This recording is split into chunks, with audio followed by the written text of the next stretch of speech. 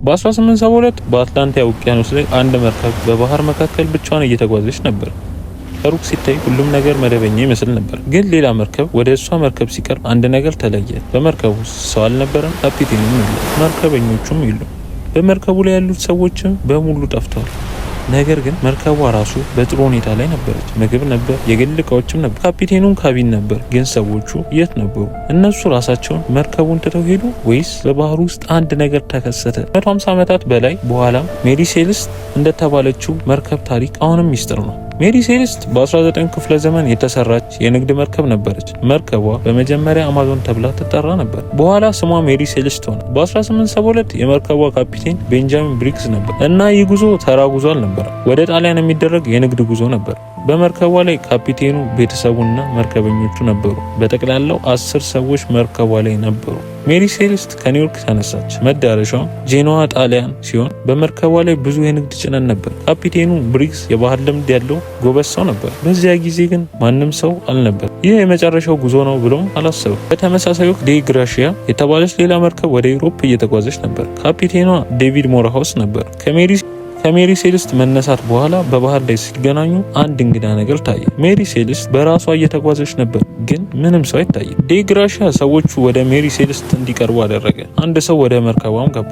ሰው የለም። እንደተጠበቀው የተዘጋ መርከብ አይመስልም። ብዙ ነገሮች እዚያ ውስጥ ነበሩ፣ ግን አንድ ነገር ጠፍቷል። የመርከቧ ትንሽዬ ጀልባ አልነበረችም። ይህ ምናልባት ትልቁ ፍንጭ ነበር። የሚያስገርመው ሜሪ ሴልስት ሙሉ በሙሉ አልተዘረፈችም። የሰዎቹ የግል እቃዎች ነበሩ፣ አንዳንድ ልብሶችም፣ የመርከቧ ሰነዶችም ነበሩ እና ብዙ ጭነትም እንደነበር ተመዝግቧል። ስለዚህ የባህር ወንበዴዎች ጥቃት ነበር ከሆነስ ለምን መርከቧን ሙሉ በሙሉ አልወሰዷት? በመርከቧ ላይ የተገኙ ነገሮች አንድ እንግዳ ሁኔታ ያሳያሉ። እንደሚታየው ካፒቴኑና ሰዎቹ መርከቧን በፍጥነት ትተው ሊሄዱ ችለዋል። ምናልባት መርከቧ እየሰመጠች መስሏቸው ይሆናል፣ ወይም በመርከቧ ላይ አደገኛ ነገር እንዳለ ፈርቶ ይሆናል። ሜሪ ሴልስት ላይ የተጫነው የጭነት አልኮል በርሜሎች ያካተት ነበር። ከነዚህ አንዳንዶቹ በኋላ ችግር እንደነበራቸው ተገኘ። እንግዲህ ምናልባት ካፒቴኑ የእሳት ወይም የፍንዳታ አደጋ ፈርቶ መርከቧን ትቶ ለጊዜው በትንሿ ጀልባ ሄደ፣ ወይስ ይህ ከሚታምሮች አንዱ ነው? ሌላኛው ሀሳብ ደግሞ አውሎ ነፋስ ሲሆን በዚያ የባህር ክፍል አየሩ አስቸጋሪ ሊሆን ይችል ነበር። ከፍተኛ ሞገድ፣ ነፋስ፣ የመርከቧ መንቀጥቀጥ። ካፒቴኗ መርከቧ እየተጎዳች እንደሆነ ካመነ ሰዎቹን ወደ ትንሿ መርከብ አስወጥቷቸው ሊሆን ይችላል። ግን ከዚያ ትንሿ መርከብ ተለየች እና 10 ሰዎች ውስጥ በባህር ውስጥ ጠፉ። አንዳንዶች ደግሞ የባህር ወንበዴዎች ጠርጥረዋል። ግን ችግሩ ደገፈው ጠንካራ ማስረጃ የለም። ሰዎች ከተጠለፉ ለምን መርከቧን በሙሉ አልወሰዱ? ለምን ብዙ እቃዎች እንደነበሩ ቀሩ? ስለዚህ ይህ ታሪክ በጣም ደካማ።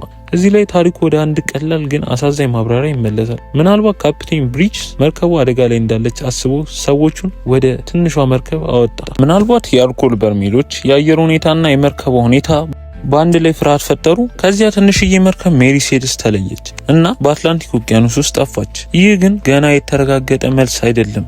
150 ዓመታት አለፉ።